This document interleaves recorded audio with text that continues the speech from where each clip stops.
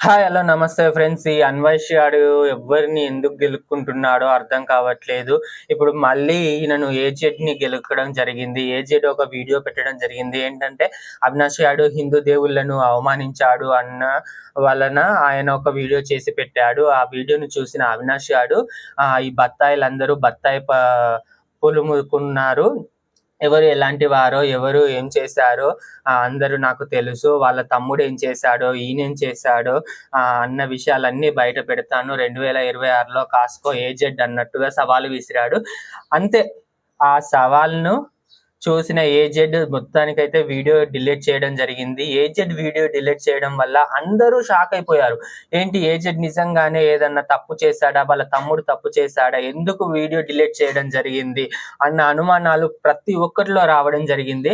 అసలు జరిగిన మ్యాటర్ ఏంటంటే ఏజెడ్ వాళ్ళ తమ్ముడు ఆయన ఒక పోక్సో కేసులో అరెస్ట్ కావడం జరిగింది. ప్రస్తుతం ఆయన జైల్‌లో ఉన్నాడు. దాని గురించే ఈ అన్వేష్ గాడు నాకన్నీ తెలుసు. నేనన్నీ బయట పెడతానన్నట్టుగా మాట్లాడాడు.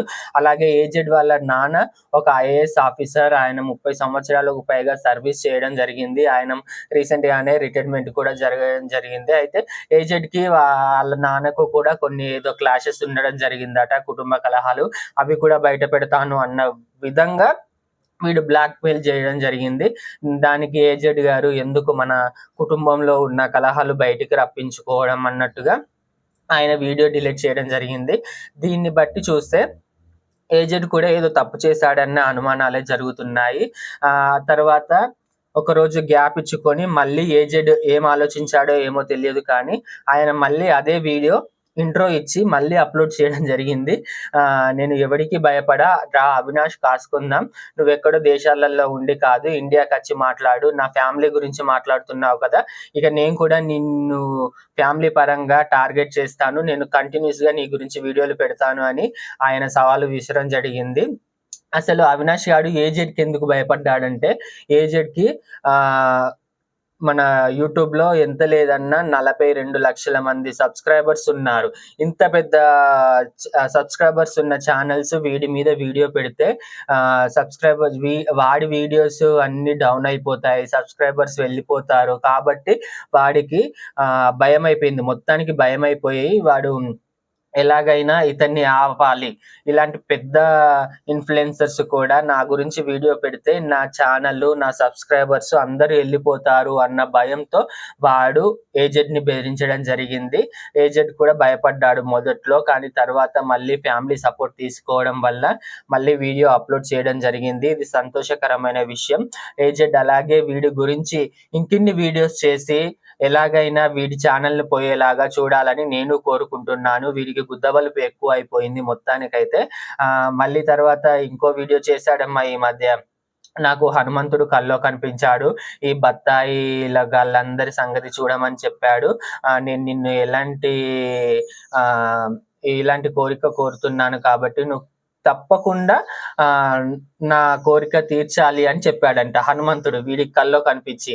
వీడి వేషాలు. అలాగే వీని మీద పంజాగుట్ట పోలీస్ స్టేషన్‌లో రీసెంట్‌గా కేసు రిజిస్టర్ కాబడింది. పోలీస్ వాళ్ళు ఇన్‌స్టాగ్రామ్‌కి ఒక లేఖ రాసారంట. ఏంటంటే ఈయనకు సంబంధించిన అకౌంట్ విషయాలు మాకు ఇవ్వాల్సిందిగా వాళ్ళ కంపెనీకి లేఖ రాసారు. వాళ్ళ కంపెనీ వాళ్ళు స్పందించి వాడి విషయాలు వీళ్ళకి ఇస్తే వీళ్ళు కంపల్సరీగా వీడి మీద యాక్షన్స్ తీసుకునే ఆహ్, రైట్స్ ఉన్నాయి. అలాగే వాడి ఛానెల్ కూడా సస్పెండ్ అయ్యే ఛాన్సెస్ చాలా గట్టిగా కనిపిస్తున్నాయి. కాబట్టి అవినాష్ ఇక కాసుకో పోలీసులు రంగంలోకి దిగారు. తెలంగాణ పోలీసులు దిగితే నీకు మామూలుగా ఉండదు. ఉచ్చపోయిస్తారు. అలాగే ఖమ్మంలో కూడా ఒక ఆహ్, పొలి చెటి కేస్ కంప్లీట్ అయినట్టుగా తెలుస్తుంది. మొత్తానికైతే వీని మీద కేసులు పడుతున్నాయి. అలాగే ప్రజలు కూడా వీడి ఛానెల్‌కి రిపోర్ట్ కొట్టడం వల్ల ఇటు యూట్యూబ్‌లో కానీ, ఇన్‌స్టాగ్రామ్‌లో కానీ వాడి ఛానెల్స్ పోయే ఛాన్సెస్ చాలా గట్టిగా ఉన్నాయి. కాబట్టి మిగతా హిందూస్ మీకు కూడా చెప్తున్నాను. వాడిని ఫాలో అయ్యే హిందువులు ఎవరెవరున్నారో వాళ్ళ వెంటనే అన్‌సబ్‌స్క్రైబ్ చేసుకోండి. మీరు హిందూస్ అని నిరూపించుకోండి. వాడు గొర్రెబిడ్డ వాడిని ఫాలో అయ్యే బదులు హిందూస్‌ని ఫాలో అవ్వండి. హిందూ వాళ్ళను ఎంకరేజ్ చేయండి. వాడిని ఎంకరేజ్ చేయకండి. మీకు ఇప్పటికే అర్థమై ఉంటుంది వాడు ఒక గొర్రెబిడ్డ అని. కాబట్టి వాడిని అన్‌సబ్స్క్రైబ్ చేసుకోండి. ఇదండి ఈ రోజున్న వీడియో. మీకు ఈ వీడియో నచ్చితే వీడియోకి ఒక లైక్ కొట్టండి. అలాగే వీడియోని షేర్ చేయండి. మా ఛానెల్‌ని సబ్స్క్రైబ్ చేసుకోండి. లైక్ కొట్టడం మాత్రం మర్చిపోకండి మామ. బాయ్.